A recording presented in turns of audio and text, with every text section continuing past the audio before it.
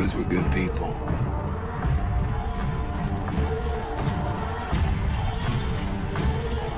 Doesn't mean we won't kill you. 5 of them aren't back in an hour.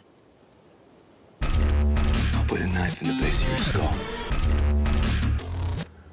Alright, what's going on, guys? Matt back again with my weekly Walking Dead review. This one's going to be for The Walking Dead Season 6, Episode 9, the mid-season premiere, entitled No Way Out. Alright, guys. Unfucking believable is all I can say about this episode. This, honestly, is probably got to be my favorite. If not my favorite, definitely in my top 2. This one, and I've always been partial to Pretty Much Dead Already from Season 2 with the barn scene. But if you want action, you want suspense, non-stop the whole time, this is it for The Walking Dead. This one and No Sanctuary from Season 5 premiere.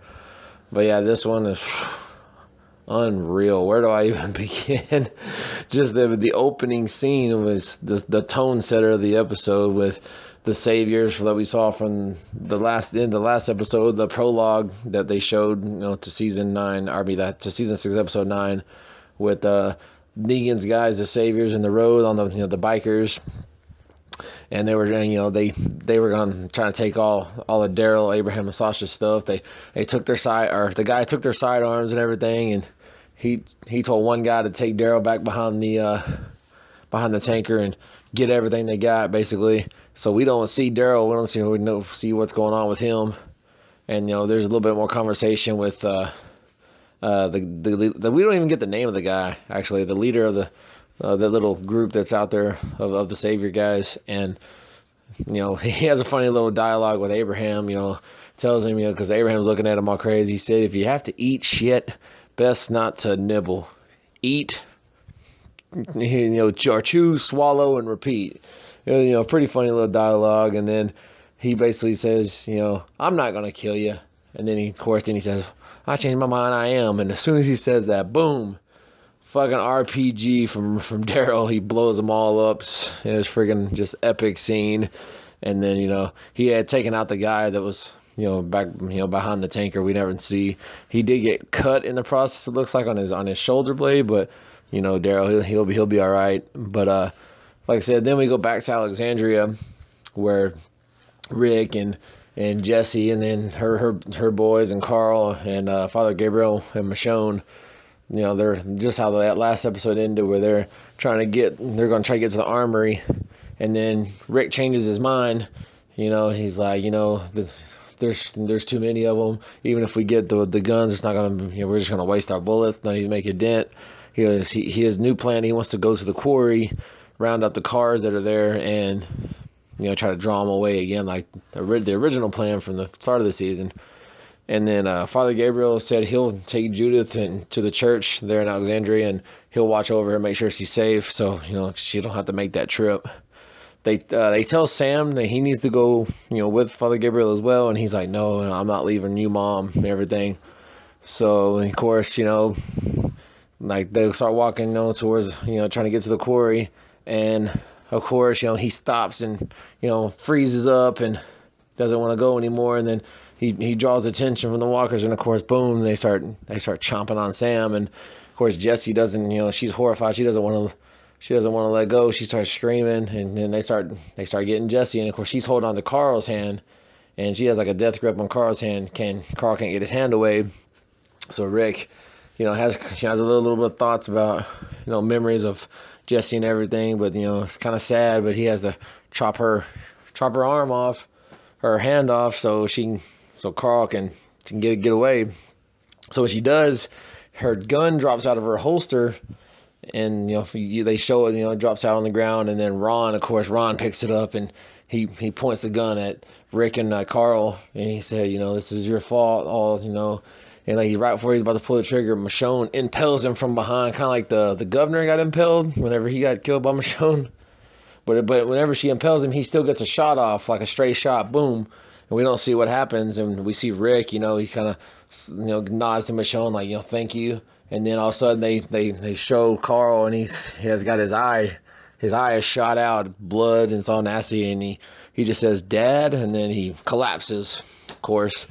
So Rick and Michonne Rick's carrying Carl, and Michonne, they're going to try to get to the infirmary, to try to save Carl. They don't really know, but with Denise, they don't know that Denise is not there. She's captured by the wolf, and like I said, their part of the story that they show is the wolf's going to try to make a run for the wall. There's like a little ladder to get up, and they can jump over, and he said, you're coming with me.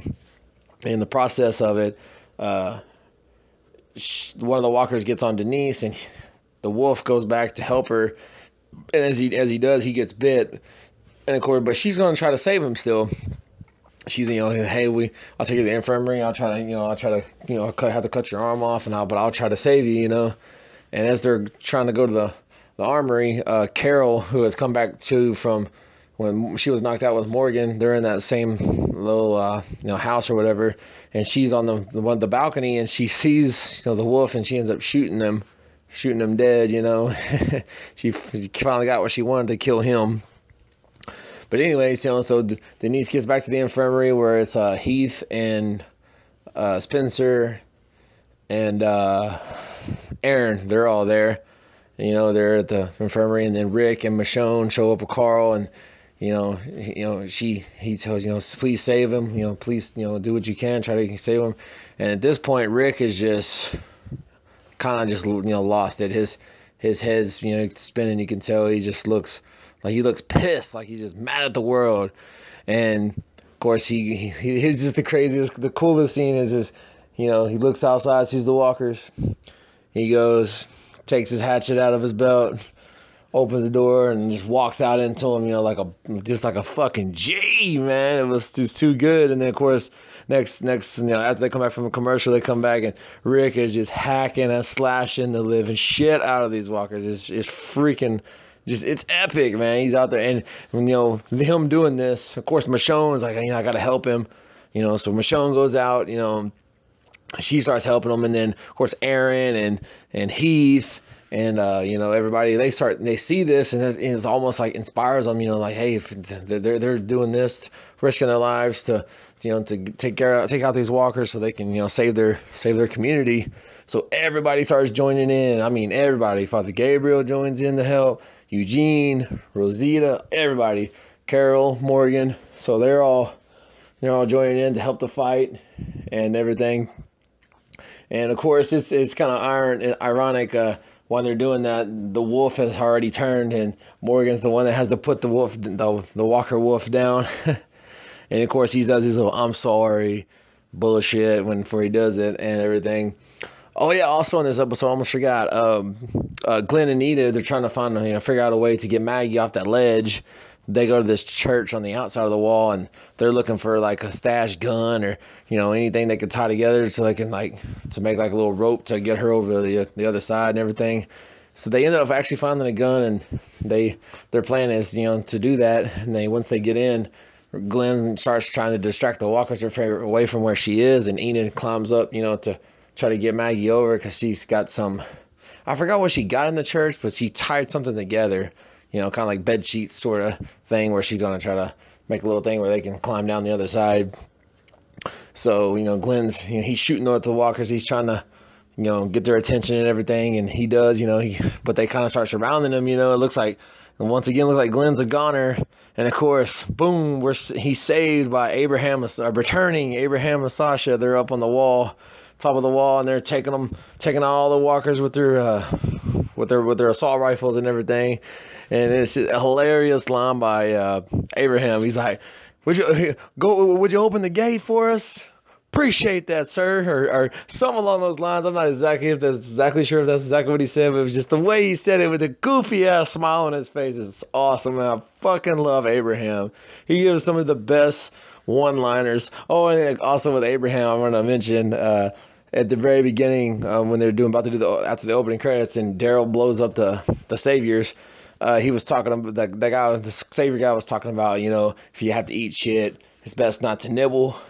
And of course, he's blown up, and right when they're about to take off and leave, Abraham looks over, and all you see is that fucking guy's head. It's all on fire, because he has exploded into pieces, and his head's on fire.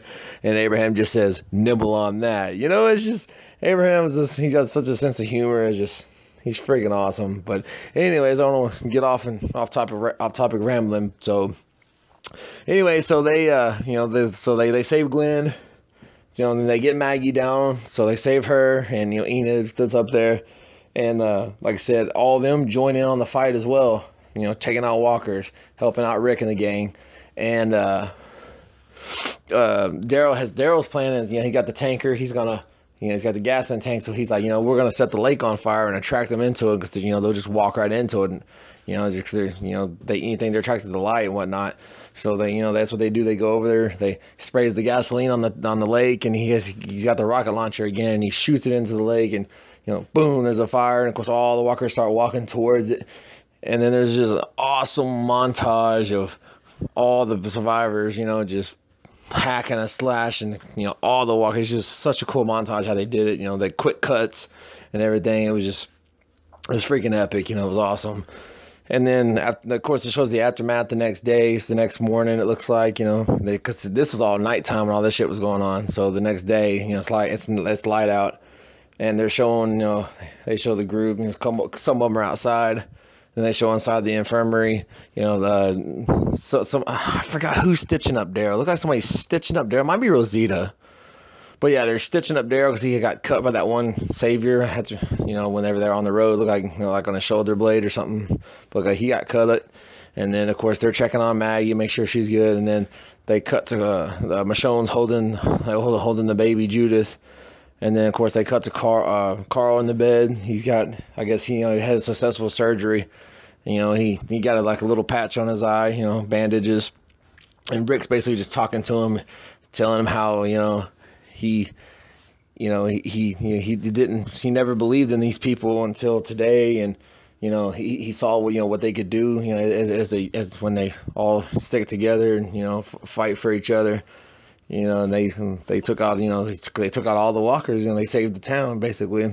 And he's just telling Carl he wants him to wake up, he wants him to see the new world and everything. And it's a pretty heartfelt, nice little speech he's giving an unconscious Carl, and he's holding his hand, and the episode ends, it zooms in, and it shows Carl, and he squeezes, Rick's hand. So pretty emotional end to a freaking balls to the wall, epic episode. This one's gonna be hard to top.